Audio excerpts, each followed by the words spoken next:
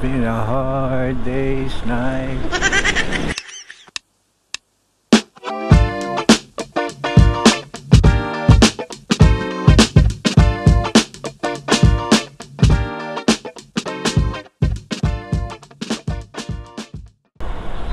Ilang buwan na ba? November, December, January, February.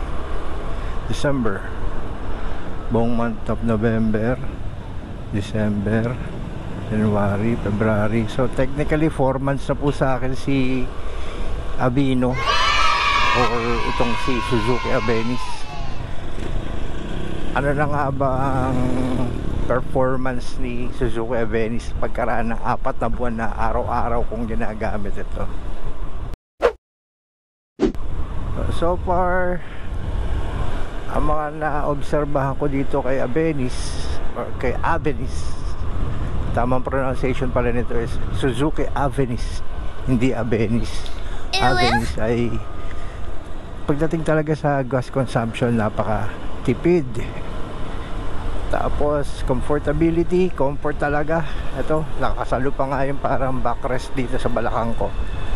So kahit na mahaba-haba ang biyahe ko, maabot ako hanggang Mandaluyong, maayos pa rin. Hindi naman masakit ang katawan ko. Palambot ang upuan, yung kutsyon niyan napakakapal. So nakakatulong sa suspension. Uy, ang lakas na naman ng hangin. Ito na naman tayo.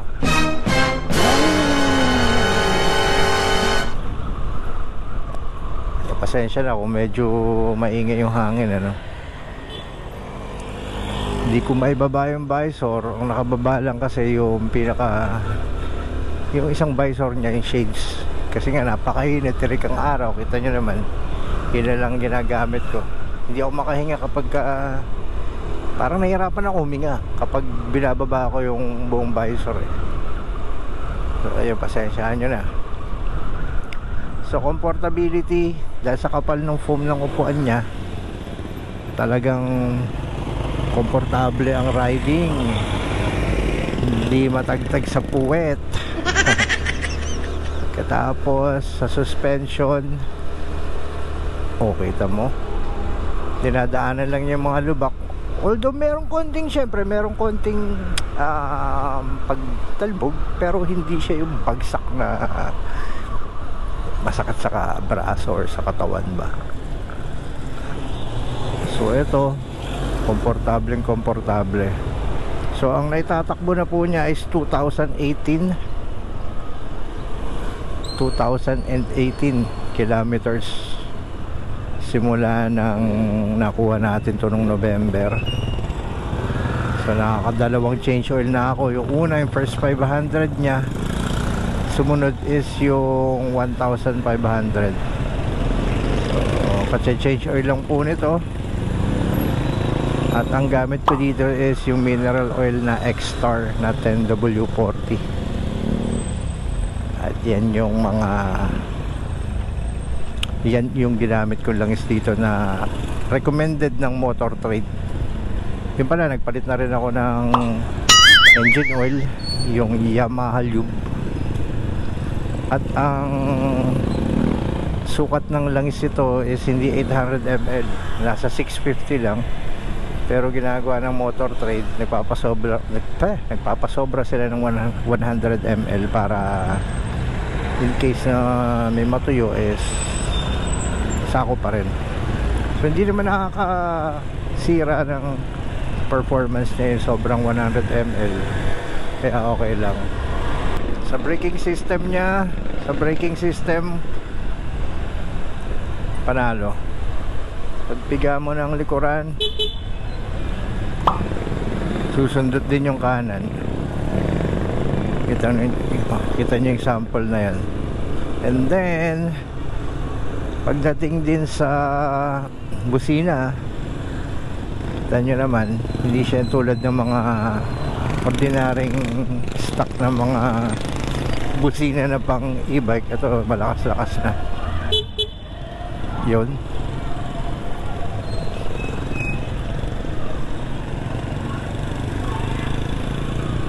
Sa handling, Patunayan ko na rin sa singitan at sa mga traffic, napakadali i-maneuver.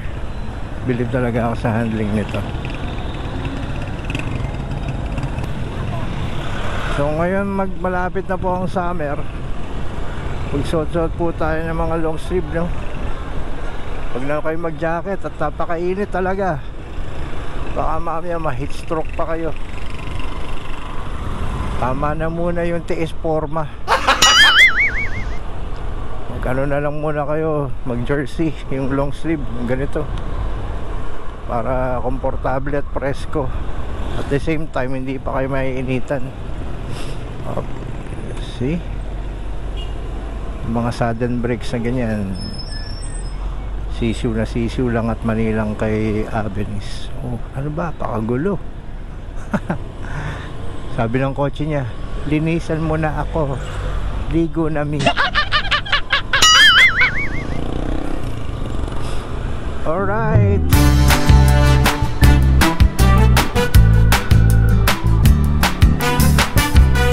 San Roque, Manila. Marikina, Manila. Kailan ka pa naging taga Maynila? Manila lang tayo. Marikina lang tayo. Mali ka na talaga. Sa acceleration niya, konting biga. Talagang responsive ang Avenis. Tulad niyan, yan. Sample. Overtake tayo.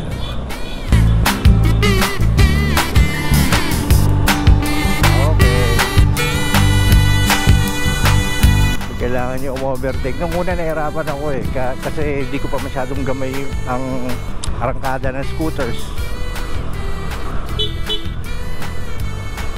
Pero eventually, in the long run, sa paggamit ko ng Avenis ay nagamay ko na. Ayun.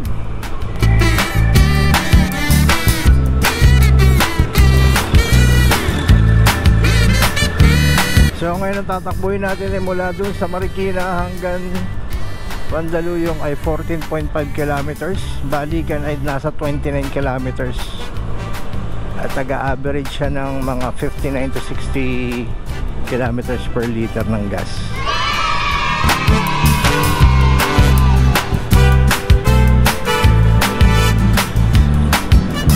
Meron pa ako record yan dito sa trip meter. I-share ko na lang dito sa inyo.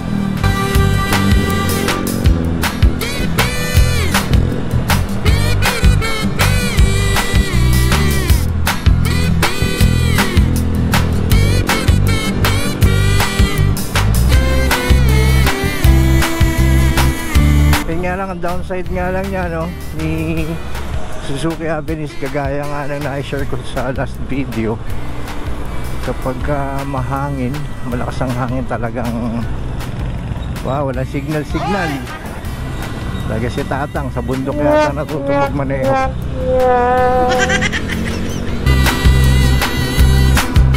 So pagka gamit nyo tong Avenis at mahangin, tulad dito medyo mahangin ngayon so mararamdaman nyo na parang ginagalaw kayo, may konting tulak ba.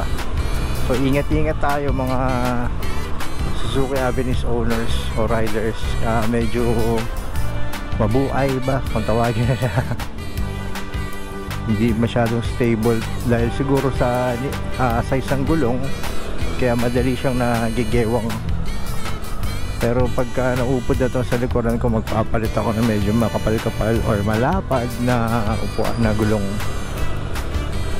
Siguro try natin yung 120 by 80 by 10 or 120 by 70 pa rin by 10. Basta mas malapad ang puning ko.